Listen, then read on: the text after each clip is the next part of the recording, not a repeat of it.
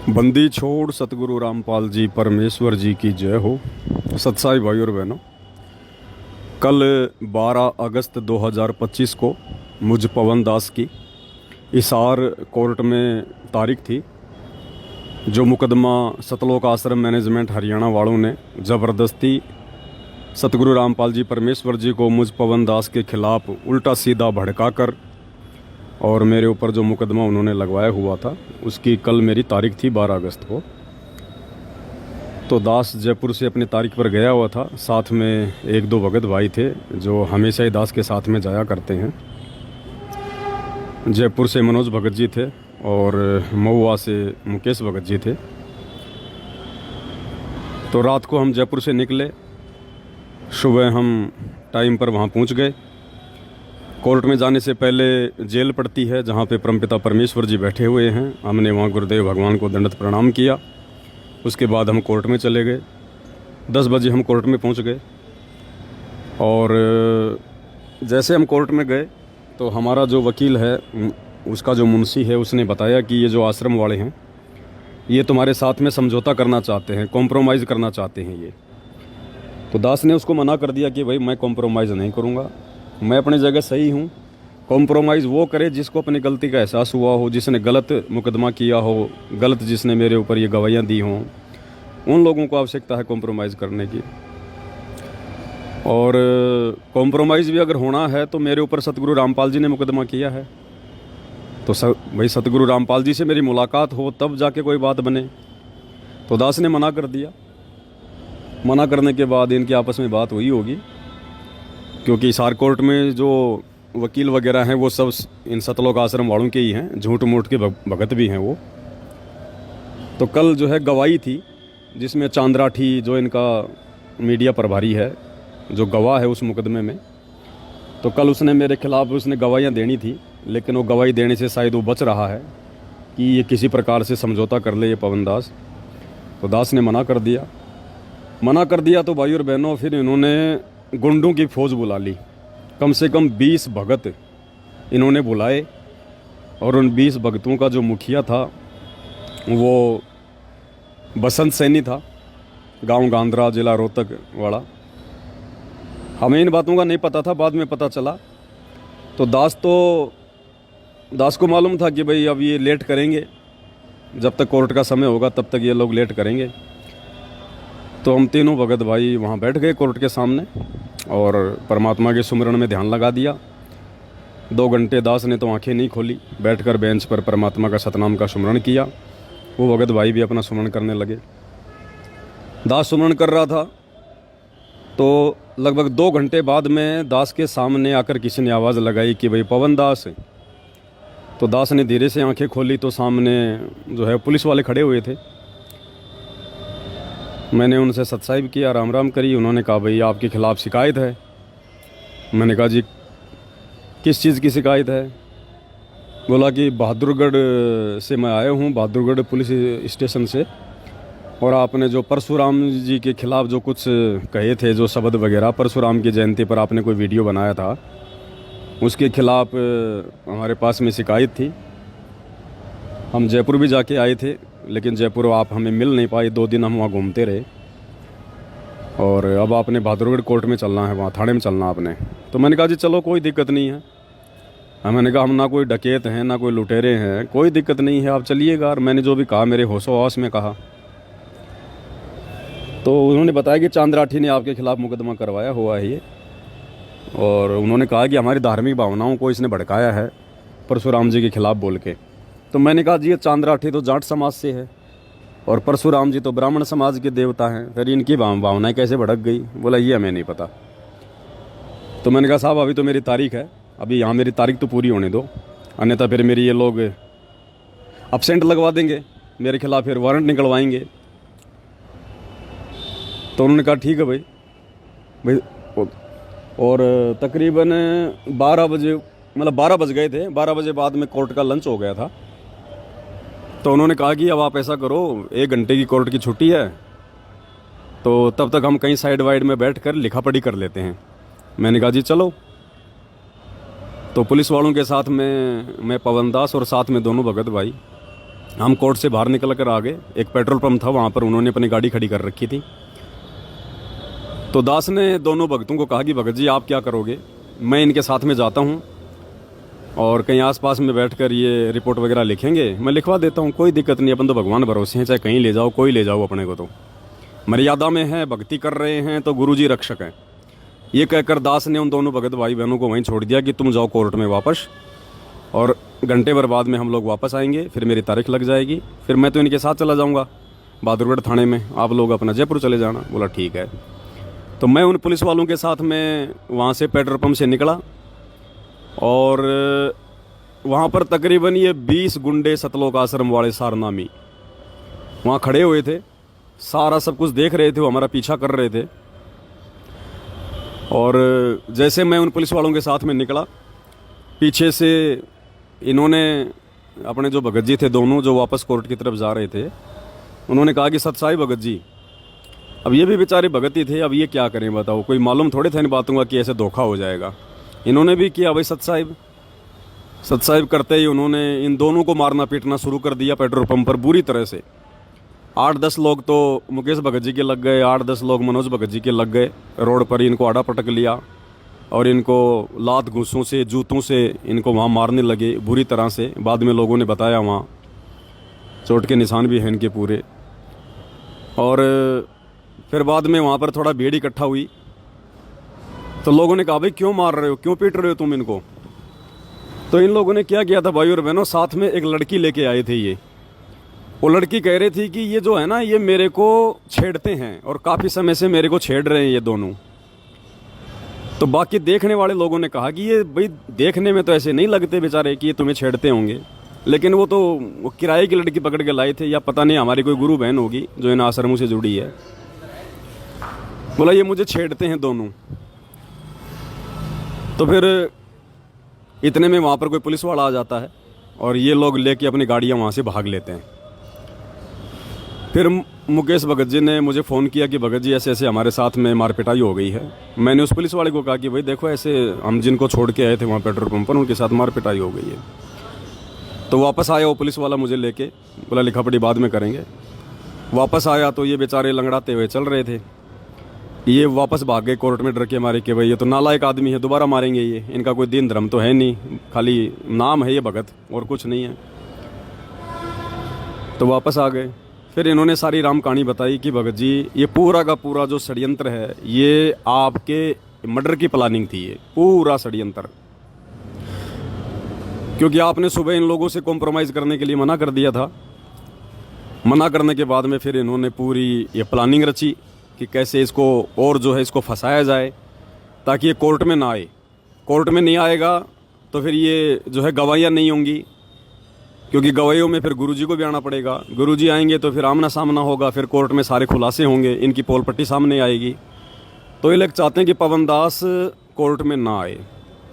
तो फिर इन्होंने वो लड़की लेके आई थी ये, और 20-25 लोग ये आए थे कि लोग अगर पूछेंगे तो कह देंगे साहब ये लड़की छेड़ रहा था, और ये लड़की छेड़ने का मुकदमा इस पवन दास के ऊपर और लगवा देंगे, 4-5 साल के लिए जेल में और चला जाएगा। तो उन्होंने बताया भगत जी पूरा जो षड्यंत्र था ये आपके लिए था ये। तो दास ने कहा कि कोई बात नहीं भाई, राम रखवाड़ा है, जो परमात्मा करेगा सो होगा।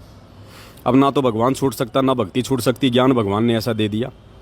और वे मरना जीना भगवान के हाथ में है, अपने गुरुजी के हाथ में है भाई जीना मरना। वो चाहेंगे तो मारेंगे और चाहेंगे तो जिएंगे। आज से पहले भी तो लाखों बार करोड़ों बार जन्म ले चुके हैं, मर चुके हैं, और मर लेंगे एक जन्म में, क्या दिक्कत होगी। लेकिन अब सच्चाई का रास्ता नहीं छोड़ेंगे भाई।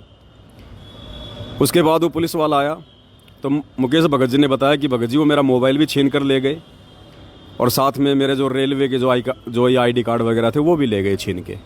तो मैंने उनसे कहा पुलिस वालों से कि भाई साहब ये मतलब सरकारी आदमी है, अब बेचारे का मोबाइल भी ले गए, इसके वो कागज़ भी ले गए। तो उस पुलिस वाले ने फ़ोन किया, फ़ोन करके कहा कि भाई इनका ID कार्ड वगैरह लेके आ जाओ, वरना ये लोग 112 पे ये कॉल करेंगे, तुम्हारे ऊपर मुकदमा होगा। तो हमने कहा साहब मुकदमा तो हम नहीं करेंगे, अगर मुकदमे करने होते तो हम बहुत पहले कर देते इनके ऊपर। इनकी बुद्धि भ्रष्ट है, ये हमारे गुरु भाई हैं लेकिन इनकी बुद्धि भ्रष्ट है, इनकी बुद्धि बेकार बैठा हुआ है। हम मुकदमा नहीं करेंगे, हम तो अपने गुरुजी के वचन पे चलेंगे। आगे आने वाले समय में इनके कर्म इनको देख लेंगे अपने आप। ये खुद ही अपने ऊपर मुकदमे लगा रहे हैं। हम क्या मुकदमे करेंगे इन पे? हम तो हमारे गुरुजी के वचन पे चलेंगे, हम किसी पे मुकदमा नहीं करेंगे। जो तो को काटा बोवे ताको बो तू फूल। उन्होंने कहा भाई चलो कोई बात नहीं। फिर उसने फ़ोन किया उसको चांदराठी को कि भाई तुम्हारे भगत इनका मोबाइल भी छीन ले गए, इनके साथ मारपिटाई भी हुई है, तुम्हारे भक्तों के लक्षण है क्या ये? तो फिर चांदराठी ने उन लोगों को फ़ोन किया होगा। फिर थोड़ी देर बाद में वो बसंत सैनी जो है भगत जी का मोबाइल, वो पर्स वगैरह लेके आया। फिर वो देके गया। मैंने तो भी अपना तो स्वभाव है, जैसे वो बसंत सैनी आया, क्योंकि जयपुर में वही आया था मुझे मारने के लिए पूरी टीम लेके। तो मैंने कहा साहब ये वही आदमी है जो जयपुर में आया था मुझे मारने के लिए। मैंने तो भाई झुक के उसको हाथ जोड़ के मतलब उसको अपना सत साहब कहा, मालिक का जो विधान है पूरा, अपने लिए तो कोई दुश्मन नहीं, कोई मित्र नहीं है। अब भाई और बहनों, उस बसंत सैनी का, सारनामी का, और वो रौद्र रूप देखने को मिला हमारे को वहाँ पर, जिनको दुनिया कहती है भगत है, जो इन आश्रमों में पाठ प्रकाश करता है, पाठ प्रकाश पे बैठता है। उस पुलिस वाले के सामने कहा कि इसने तो जान से ख़त्म करांगे, इसने हमारा बहुत कुछ बिगाड़ दिया, इसने हमारा जीना आराम कर दिया, इस पवन दास ने, इसने सब कुछ बिगाड़ दिया, हमारा खेल सारा। इतना रौद्र रूप धारण कर रखा। पुलिस वाले ने कहा कि तेरे थप्पड़ लागेंगे ज़्यादा, तू आंडी पाक रहे आगे, बुलाऊँ अभी मैं पुलिस? इतना कहते हुए ठंडा हो गया। बोला जी देख लो जी, ये तो आपकी मर्जी है। तो मैंने कहा कि भगत जी हम भी भगत ही होंगे छोटे मोटे, ऐसा कोई मारना थोड़ी है कोई भगतों को। तो बसंत से नहीं बोला कि गुरुजी के आदेश है तेरे को मारने के, गुरुजी के आदेश हो रहे हैं कि मार दे उसने। तो पुलिस वाले ने कहा कि ये तो भाई नकली गुरु भी नहीं करवाते ये काम तो, और तुम जो है बाबा रामपाल का नाम लेके कह रहे हो, तो बताओ फिर दुनिया कैसे जुड़ेगी उनसे, कैसे नाम लेगी उनका? मैंने कहा जी इसकी बुद्धि भ्रष्ट है, इसकी समझ में नहीं आएंगी ये बातें। फिर वो चला गया वहाँ से, दे दा के मोबाइल वगैरह।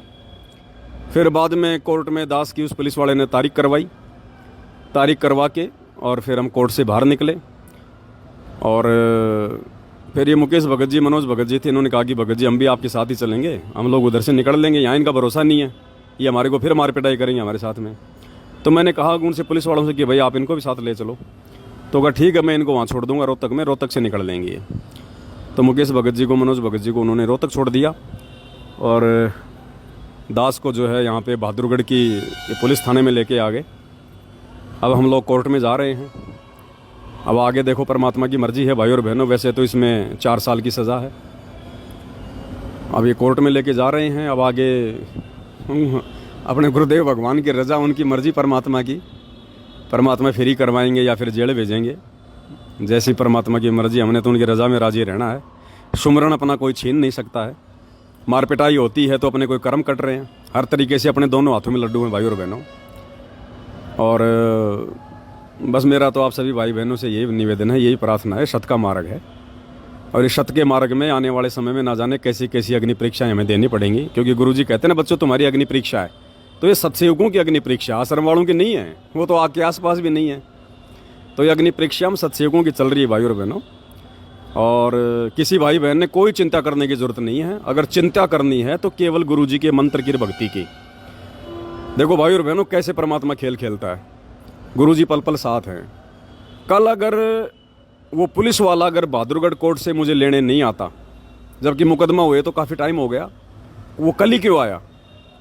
क्योंकि कल इन लोगों ने पूरा षड्यंत्र रचा हुआ था मुझ पवन दास को जान से मारने का। पूरा षड्यंत्र कि जान से नहीं मरेगा तो वो लड़की का मुकदमा लगा देंगे, इसको जेल में डालेंगे। मालिक को पता था कि ये मारेंगे इस बच्चे को।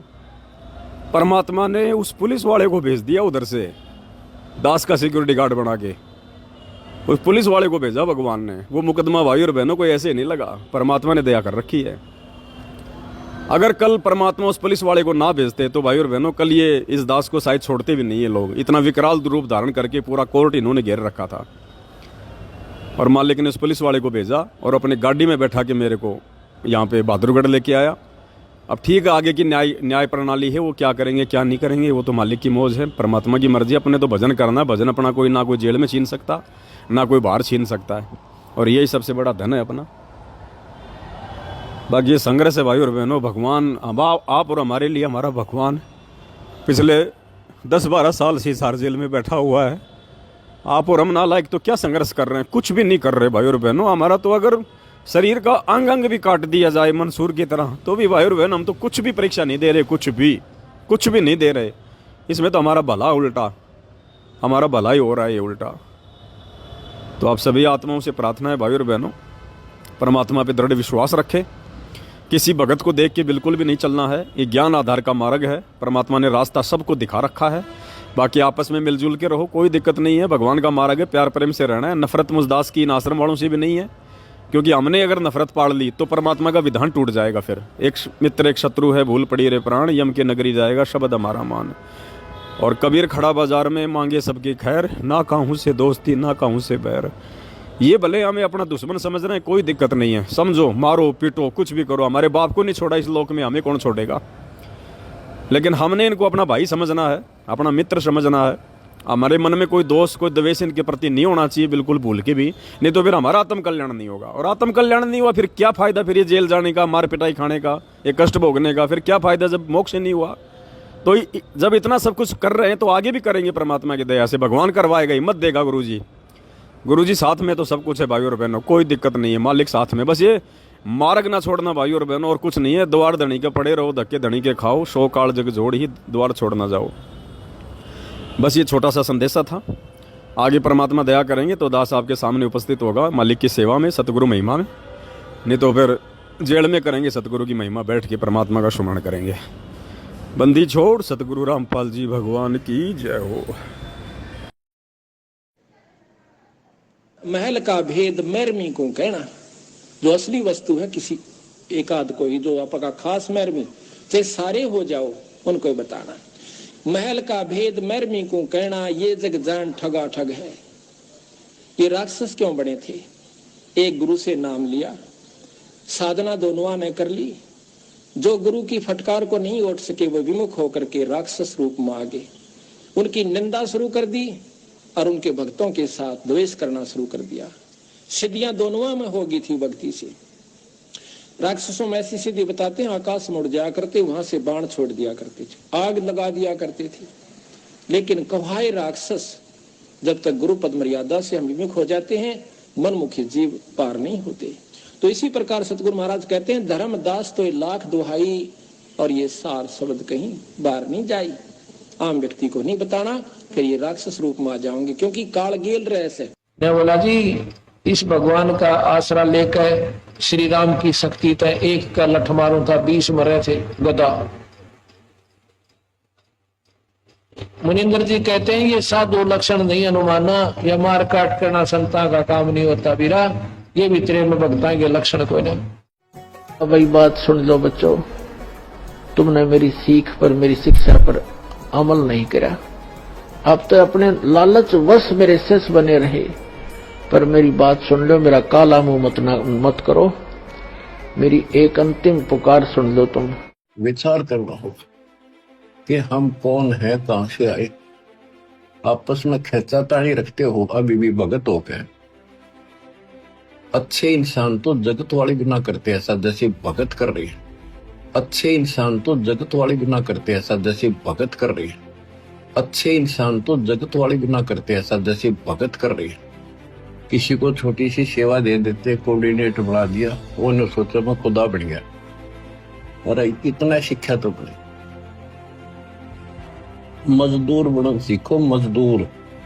और कई देखा है कि कोऑर्डिनेटर या जिसकी जो भी व्यवस्था लगाई जाए तो व्यवहार भी ठीक नहीं करते, धमकान लग जाते, फुरकान लग जाते।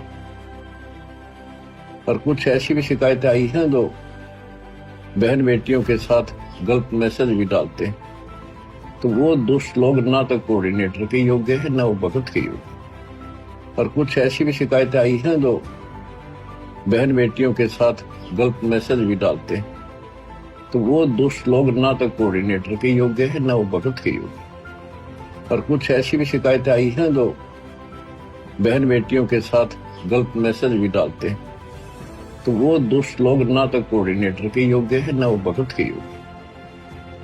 तो ऐसा तो संगत माई कुसंगत उपजेगी, और ऐसी कुसंगत होगी फिर हम रखेंगे नहीं उसको खेत में। किसान उस कुबाड़ को पाड़ कर खेत तो बाहर फेंक देता है, तो उसको आप मिशन से निकाल दिया जाया करेगा। सुधर जाओ, एक के नहीं सुनी जाया करती, दिशामूलक शिक्षा दी जाती है, अमल कर लो इन पे। कर्म बतेरे फोड़ लिए, इस ज्ञान का असर क्या हुआ? थोड़ा सा सुख होते हो फिर पक्के एजेंट काल के बन जाते हैं, बकवाद वही करनी, भगवान से दूर हो जाना। थोड़ा सा सुख होते हो फिर पक्के एजेंट काल के बन जाते हैं, बकवाद वही करनी, भगवान से दूर हो जाना। थोड़ा सा सुख होते हो फिर पक्के एजेंट काल के बन जाते हैं, बकवाद वही करनी, भगवान से दूर हो जाना।